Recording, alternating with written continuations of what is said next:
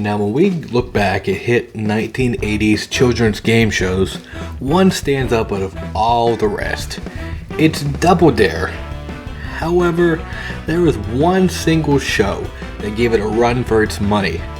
This is Funhouse. Hey kids, we've got the craziest dogs in the world. Rip. Today on Funhouse.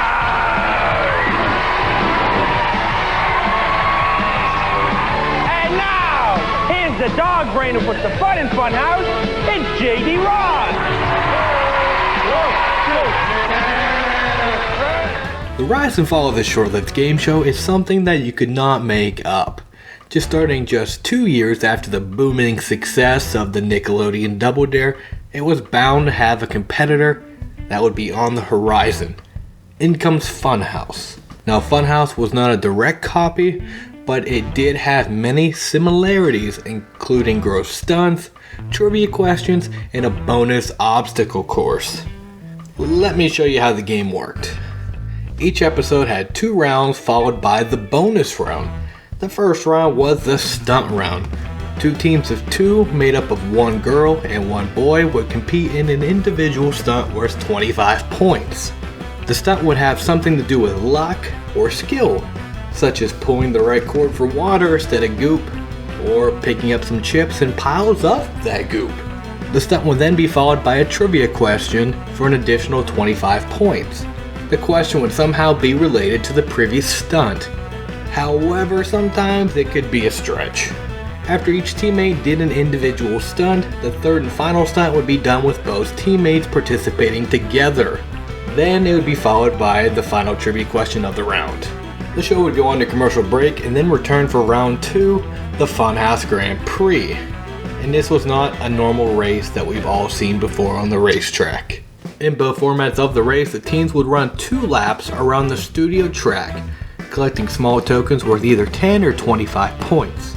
Both teams were able to collect the same amount of tokens around the track during the race.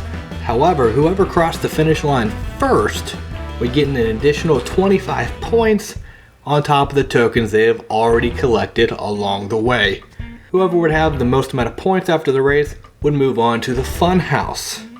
The losing team would be then given the consolation prize. And the Funhouse was an extreme obstacle course that featured various areas centered on wacky ideas. Inside of the house were huge price tags that resembled different prizes that contestants would be able to win inside of the house.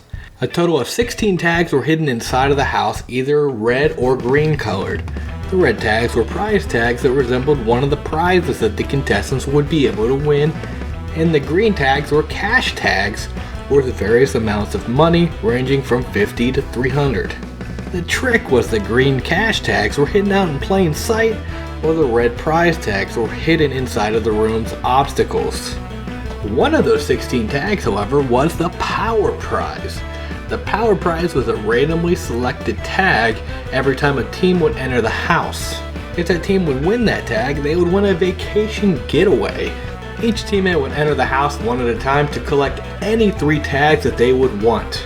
Once they collected 3 tags, they had to race back out of the house to high-five their partner so they could run the course themselves. The quicker the team picked up the tags, the more chances they would have to pick up all the cash and prizes.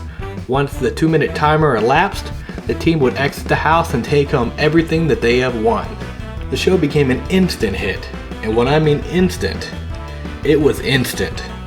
It immediately became the #1 new kids show in the country.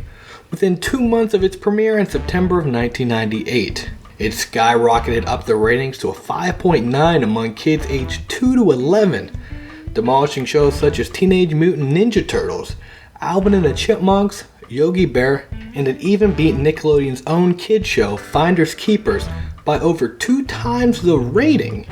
Crazy, right? The only other competitor was Double Dare, where it was airing on Fox at the time, with some episodes even getting a prime-time Saturday slot. But much to Double Dare's success, Funhouse won an Emmy for the best art and set decoration before season 2. The popularity began to rise for the show as the show approached a second season. A college spinoff was announced named College Madhouse, turning the Funhouse into a frat house. A British version was also greenlit for production, with a February 1989 premiere that would last almost until the turn of the century. Merchandise began flying off the shelves, a board game based loosely on the show was created, and then the official Funhouse video game was released a year later for the Microsoft DOS and the Commodore 64, with a later release on the NES. And the best one yet, host J.D. Roth partnered with Jane Fonda for the Funhouse Fitness series. 2 different VHS tapes were released, the Swamp Stomp and the Funhouse Funk. It was then re-released as part of Jane Fonda's collection DVD companion set in 2005. And speaking of the host, it was J.D. Roth. He was the host while he was still in college, becoming the #1 kids game show host in the country that he still carries with him to this day. While he was on the show, he joked that JD stood for Jammin' Dude. Alongside JD were cheerleaders Jackie and Sammy Forrest and host John Tiny Hurley. The following year, in 1990, Fox ended up selling Double Dare back to Nickelodeon and bought Funhouse to air on their new kids programming block, Fox Kids.